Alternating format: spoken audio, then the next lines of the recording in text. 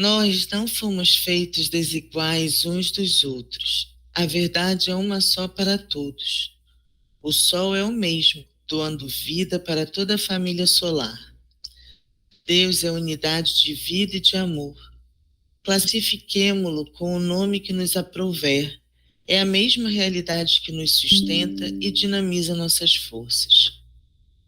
Há tempos que os espíritos superiores batem às portas da humanidade no sentido de ofertar a todas as criaturas as coisas de Deus com mais elevação.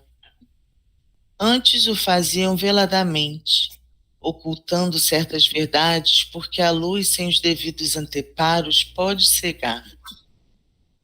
Não obstante, chegou o momento de uma luz maior ser colocada em cima da mesa, sem restrições, porque o progresso está pedindo, e o trigo já dá sinais de maturidade, e já pode ser arrancado junto com o joio, e este último ser lançado ao fogo, e queimado para a devida liberdade do trigo.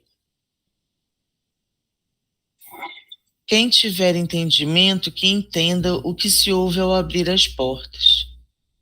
Confiemos e esperemos em Deus, que Ele nos enviará Jesus novamente, mas dessa vez pelas vias do coração, para que Ele reforme os nossos sentimentos e acenda luzes na nossa consciência.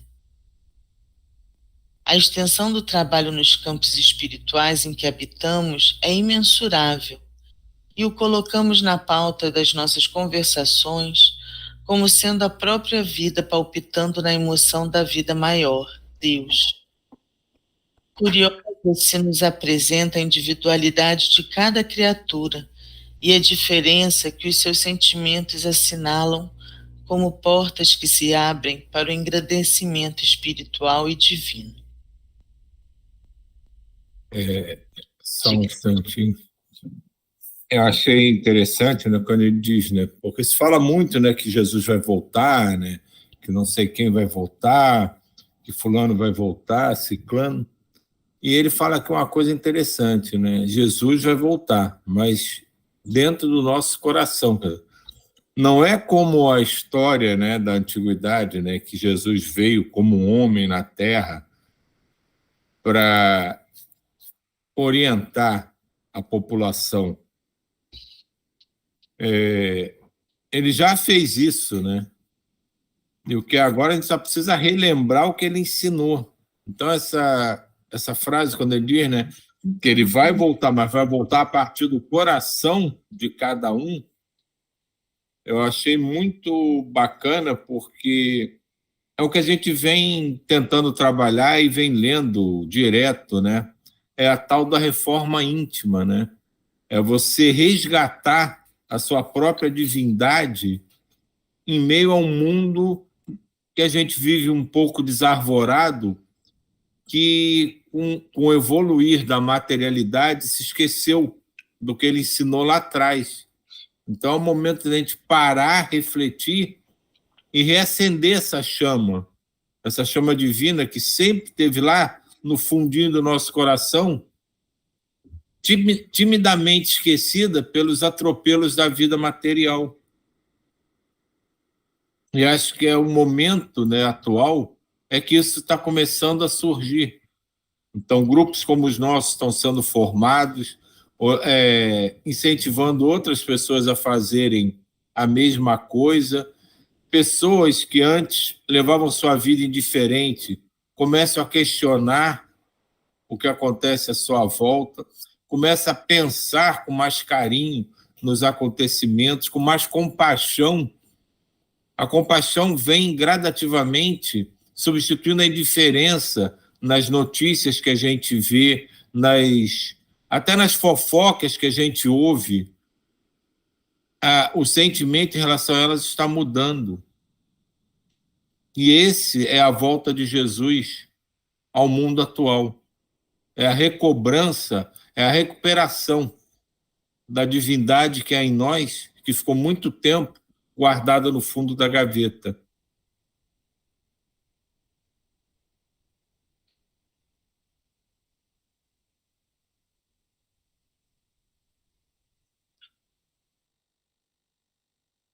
Estávamos conversando animadamente no grande salão que marca o ponto de partida de todos aqueles que ali se postam em busca do serviço que a direção da colônia indica. A música era a tônica do ambiente. Ela harmonizava ou fornecia métodos sutis para que os nossos pensamentos se ajustassem às deliberações da fraternidade sem barreiras. Quem ali se reunia respirava o perfume embriagador da amizade e da cooperação de uns para com os outros.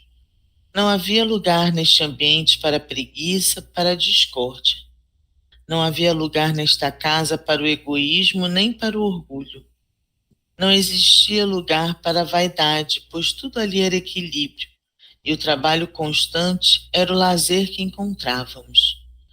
Não há palavras para explicar a serenidade que desfrutamos nesta colônia, porque tudo que conseguimos dizer acerca do amor mais puro desmerece esse amor. Quem quiser compreendê-lo deve, acima de tudo, senti-lo. A noção de dever ante o que abraçamos é uma intuição permanente, graças a Deus. Partimos com muita alegria observando as estrelas, como são belas para quem as observa do mais alto. O magnetismo estelar desperta em quem as observa uma esperança curiosa e fecunda. Desliza no colchão etérico universal uma gama de luzes que passeia na criação com uma velocidade espantosa, em permanente troca de substâncias que desconhecemos. Cruzam e intercruzam-se raios de todos os tipos na casa de Deus, fecundando vidas e harmonizando coisas. Ondas e mais ondas de todas as escalas invadem o universo, levando e trazendo mensagens. O preço de tudo isso é a divina moeda do amor. A nossa oração de apoio espiritual foi feita em plena volitação, quando estávamos a pouca distância para descermos em solo firme na terra. Elisa, nesse parágrafo que começou com o magnetismo, né? Veja como é interessante quando ele fala, né, que as energias, né, todas as gamas de luz passeiam pela criação, cruzam, intercruzam, ondas e mais ondas, né, de todas as escalas invadem o universo. Então, em momento algum, se refere aqui em qualquer tipo de divisão de bons e maus, de evoluídos e involuídos, de sublimes e iniciantes, de mestres e aprendizes. Tudo faz parte do universo e está integrado. Então, os evoluídos, os não evoluídos, os bons, os maus, os louros, os morenos, os ocidentais, os orientais, o universo contém toda a gama de energia, de sublimação ou de degradação que existe. Tudo faz parte do universo e funciona harmonicamente no encadeamento que, como mesmo ele lembra, foge à nossa percepção. Mas não há qualquer tipo de separação, de segregação. Tudo está sob o olhar dele e nada segue, não só pelo acaso, mas muito menos pelo desmando.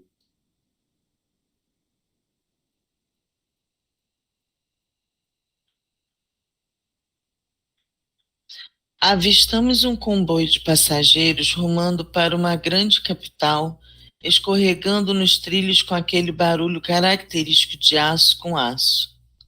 De repente, percebemos que os freios da composição haviam sido acionados, provocando fortes arrancos nos vagões e gritaria entre os passageiros, principalmente as mulheres.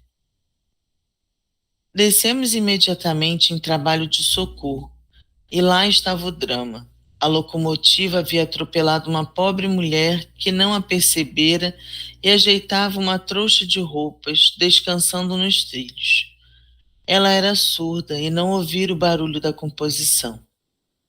Os passageiros desceram, uns assustados, outros chorando, enquanto o maquinista se mostrava transtornado. O ajudante de máquina tentava acalmar o companheiro aflito. Observamos algumas pessoas mais corajosas retirarem os despejos da mulher dentre os dormentes, qual se estivessem destrinchando o animal. Um irreverente ao lado comentava: deve ter esmagado até a alma, e ficou a pensar consigo mesmo: onde estará a alma? Colocaram os restos mortais num saco que alguém oferecera, puseram-no no porta-bagagem e foram embora em suspense. Miramês, com a mente ocupada no acontecimento, disse com resolução: vamos desligar esse espírito dos despojos por misericórdia de Deus. Todos merecem as bênçãos da assistência quando resgatam uma velha dívida. Essa mulher já sofreu muito pelo modo que aparenta sua vida. Pegamos o trem já em movimento e nos reunimos em torno do fardo de carne e osso. Miramês aplicou alguns passes sobre o volume, onde o sangue minava por entre as fibras do pano, e vimos erguer-se a imagem de uma mulher formosa, dando ordens e estendendo deveres para os seus comandados. Naquela mesma visão, percebi, não sei por qual processo, o Coliseu de Roma em minha frente, cheio de criaturas pedindo sangue, tomando vinho e gritando: os leões famintos, soltem-nos. Os cristãos são hereges que não valem nada, são infernais e querem a nossa ruína. E pude notar 12 pessoas recolhidas dentro do estádio que servia de palco às feras, oprimidas pela gritaria dos inconscientes. Vi aquela mulher descendo as escadarias, o que não era permitido pela sua posição. Bastava que desse ordem, mas queria comandar e presenciar de perto os dramas.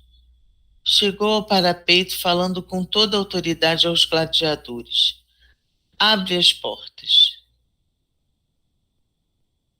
Rangeram os portões e os animais saíram cegos de fome.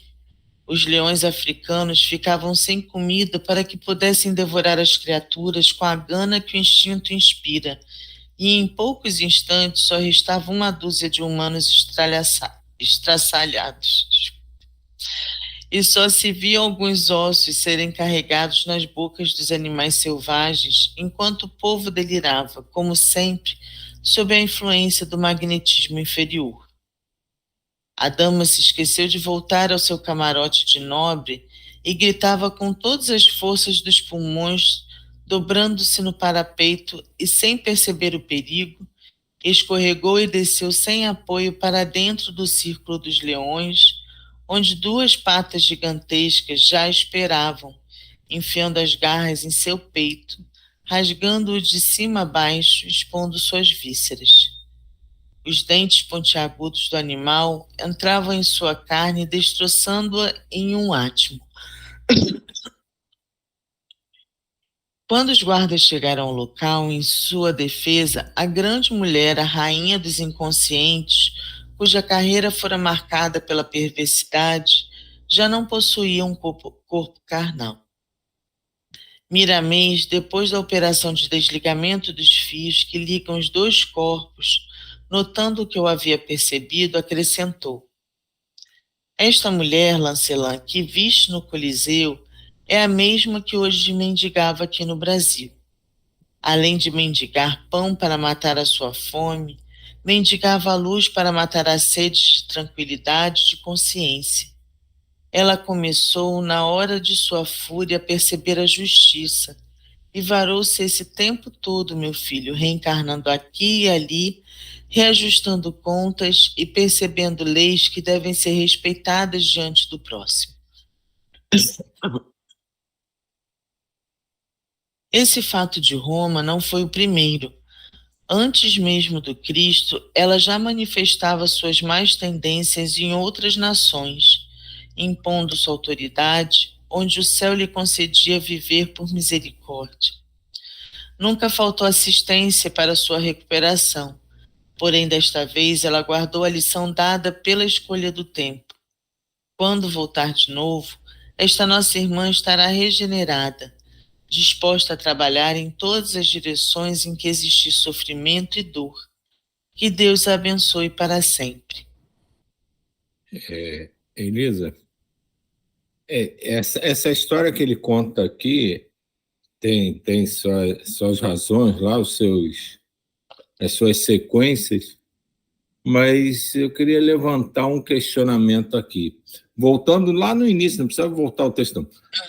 Quando eles estavam só presenciando o acidente em si da pobre lavadeira, né? Aí pessoas gritavam, outras choravam, os outros estavam diferentes.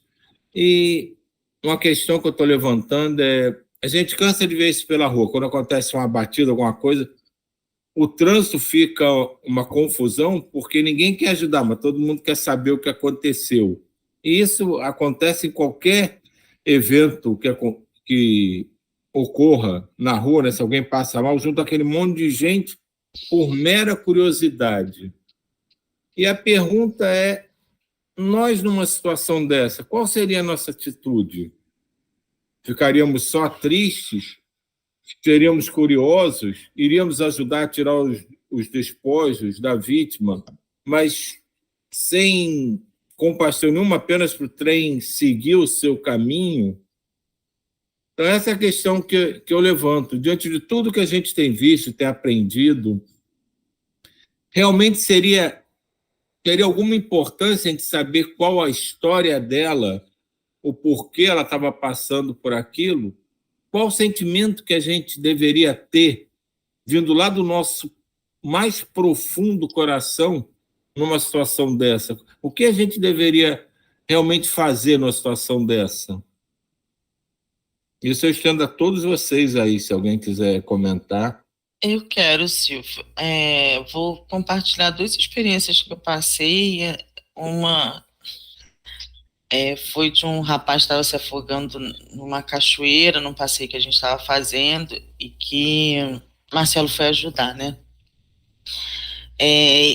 Eu nunca penso qual é a história da pessoa, mas desde que eu comecei a participar do grupo aqui com vocês, todas as vezes que tem essas situações, e eu não tenho habilidade para ajudar nesse momento, não só a pessoa consegue resolver determinadas coisas.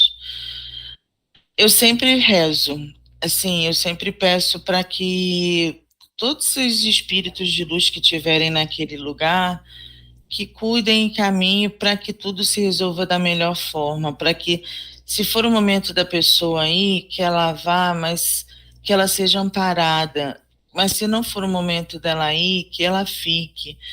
E que as pessoas que estejam ali no local também sejam envolvidas para que a energia, né, a vibração das pessoas, elas não comecem a entrar naquela vibração de desespero, de desamparo, de tristeza profunda.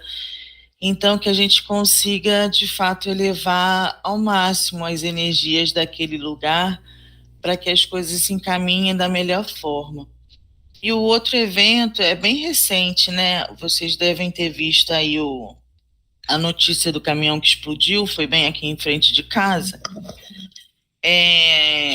Foi muito assustador. Eu não fui ver, dificilmente eu vou ver quando tem um acidente, porque eu acho que se eu não posso ajudar fisicamente, eu prefiro não atrapalhar, não sendo mais uma pessoa ali naquele meio. E a minha vizinha, ela entrou num desespero, porque o som foi assim, como se um prédio estivesse desabando, foi muito intenso, assim, ou se tivesse estourado um carro-bomba na rua. E o que eu falei com ela, né? Então eu abracei forte ela, eu falei assim, olha, ela é uma pessoa de fé também. Eu falei assim, nessas horas, a gente que tem fé, né, que acredita, a gente precisa se conectar a todas as forças que a gente acredita. Porque já tem tanta gente que vai vibrar numa energia mais baixa, vai se entregar ao desespero, ao sofrimento, que a gente precisa chamar, né, fazer essa convocação dos seres de luz que estiverem por perto para vir ajudar. Então, eu abracei ela muito forte. E aí, depois eu fiquei sabendo como foi, né? E, e eu ainda fico impressionada, porque, gente, quem conhece a rua, é uma rua muito movimentada. É uma rua que tem muito trânsito de pessoas, porque tem gente que fica na rua vendendo coisas, tem gente que passeia com cachorro, tem muita escola por perto. E eu fiquei imaginando todo o trabalho espiritual que devia estar acontecendo naquele momento, porque a rua não estava movimentada, nem de pessoas, nem de carro. O tanque não estava cheio, então o caminhão não explodiu, né? A tampa estourou, mas o caminhão efetivamente não explodiu. Caíram muitos cacos de vidro na rua, mas ninguém se feriu, nem dentro de casa, nem nas ruas, porque as janelas estouraram, né? Os vidros das janelas, das portas estouraram. É... E o carro, que foi o carro que estava atrás, era um carro blindado. Então a pessoa passou um baita susto, mas ela também não se feriu. E aí, quando eu soube, né, de tudo que aconteceu, eu falei assim, nossa, eu fiquei até curiosa de imaginar o grupo que estava ali prestando atenção naquele evento que ia acontecer, para que de tudo que fosse acontecer fosse tivesse menos impacto possível, tivesse menos dor possível. Então, eu, assim, desde que eu comecei a participar do grupo com vocês, eu sempre faço isso. Eu vejo por uma situação, passo por uma situação de muita dor, ou um acidente, ou qualquer situação assim, meu pensamento é sempre esse. É me conectar, é buscar manter a minha energia o mais alto possível, me concentrar para estar conectada no que tiver de mais elevado, para que a gente tenha essa orientação, né, esse encaminhamento das outras forças que a gente não está vendo. E é isso. É lindo. Fala, Sibeli. Eu fiquei pensando também que nessas situações, assim, pessoalmente, já tenho uma tendência a evitar aglomerações, né? Então, não me lembro de nenhuma situação que eu tenha ido assim, para o meio do grupo, né? A tendência é sempre assim, faço uma oração e tal. Mas eu fiquei pensando que os livros espíritas, né? Eles sempre trazem essas questões das outras vidas, traz uma explicação, mas eu entendo como uma forma didática, né? Para a gente fazer as nossas reflexões, para a gente aumentar as nossas compreensões. Mas eu sempre entendi que são informações para a gente poder analisar mais as nossas próprias situações, né? E eu vejo que muitas vezes as pessoas caem nesse erro de achar que o que o Espiritismo traz de informação é para elas ficarem analisando a vida alheia, né?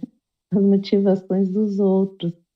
E, na verdade, esses conhecimentos é porque a gente tem pequenos insights, a gente tem pequenas informações, a gente tem pontos das nossas vidas que, juntando com esse conhecimento que o Espiritismo traz, a gente se autoanalisa, né? A gente faz reflexões sobre nós mesmos.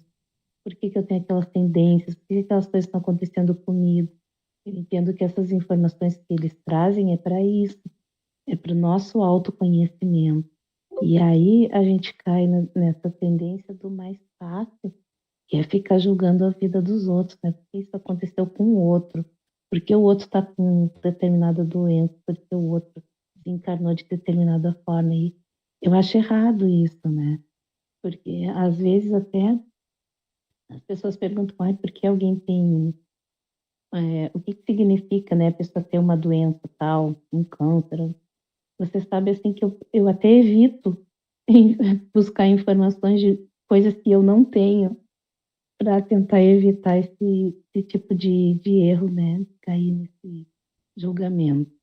É como o Silvio falou, né, a pessoa está ali, desencarnou numa situação, a gente tem que fazer orar por ela, né, não importa o que foi a vida passada, porque dela estar ali, né. A gente não tem condição nenhuma de fazer esse julgamento, porque são tantos caminhos que poderiam levar para uma determinada situação. Só Deus sabe, né? Onde está nosso orar.